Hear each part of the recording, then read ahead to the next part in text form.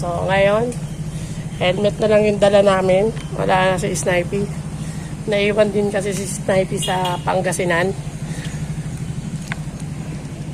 Kaya, commute kami ngayon ng uuwi ni Mami.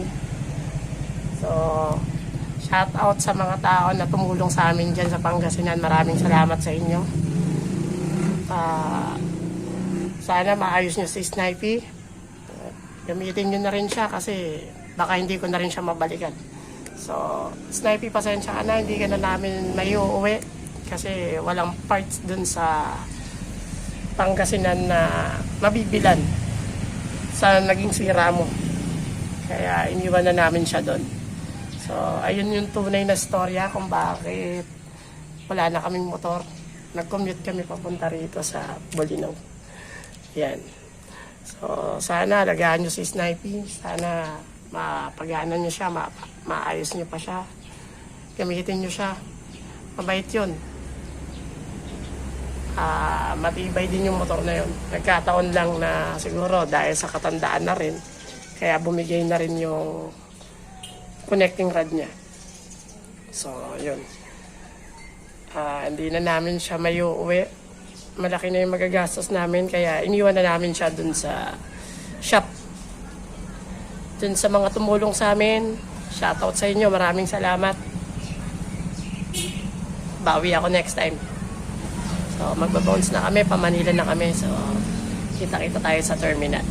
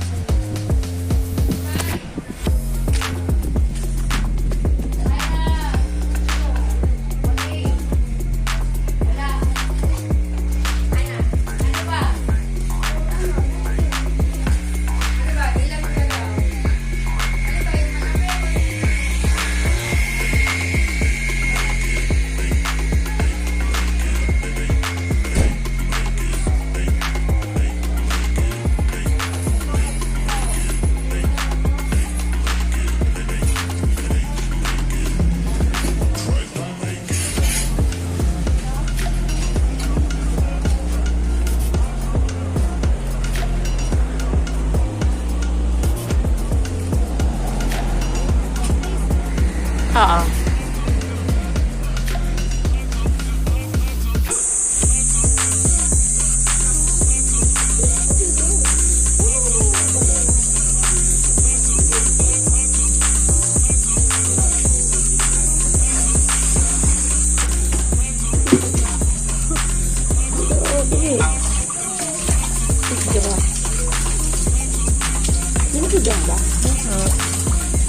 Sige ba? Oh. Napaka-classic dito. Diba? Natin yung papatama dito sa atin.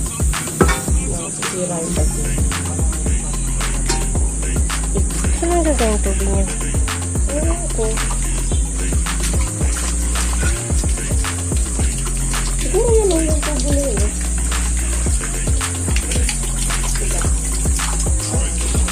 Sabi ni tatay, baka daw mabitawa kayo dito.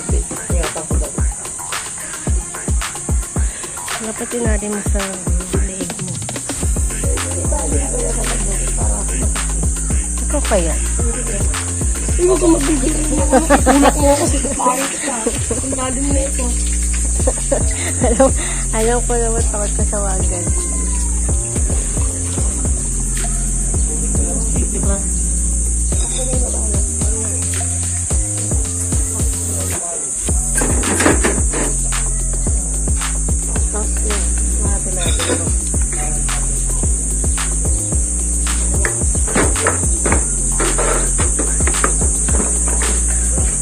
Diyan mo na kasi ano ka pa naman.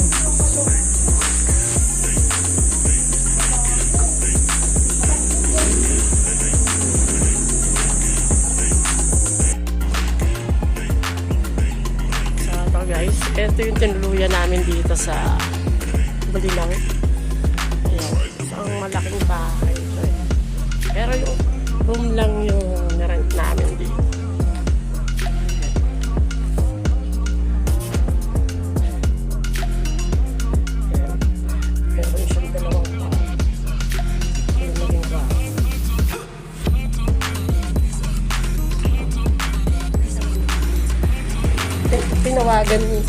Inano si ate. Pinuntahan si ate. Para tingnan ko lang si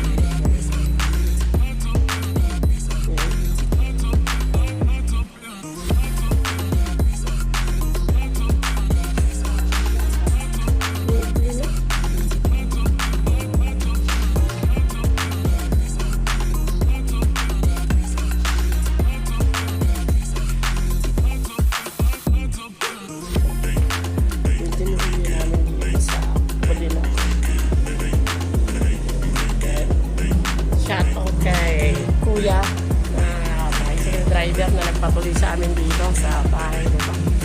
Shoutout sa'yo. Maraming salamat.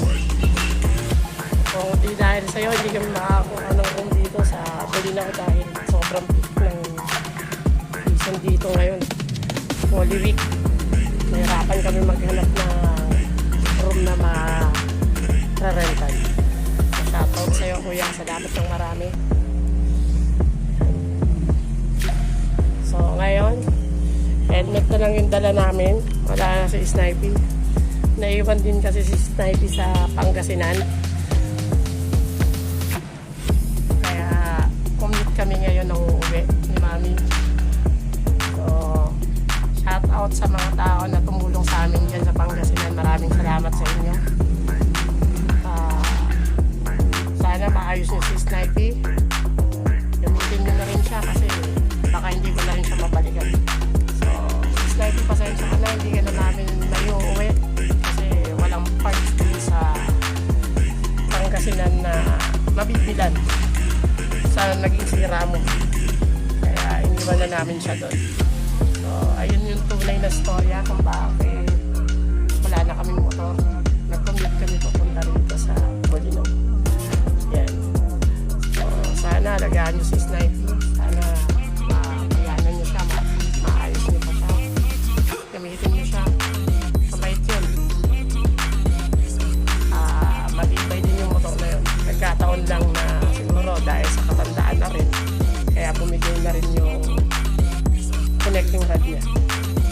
So yun, hindi na namin siya mayuuwi, malaki na yung magagastos namin, kaya iniwan na namin siya dun sa shop. Sa mga tumulong sa amin, shoutout sa inyo, maraming salamat. Bawi ako next time. So, magbabounce na kami, pa Manila na kami. So, kita tayo sa terminal.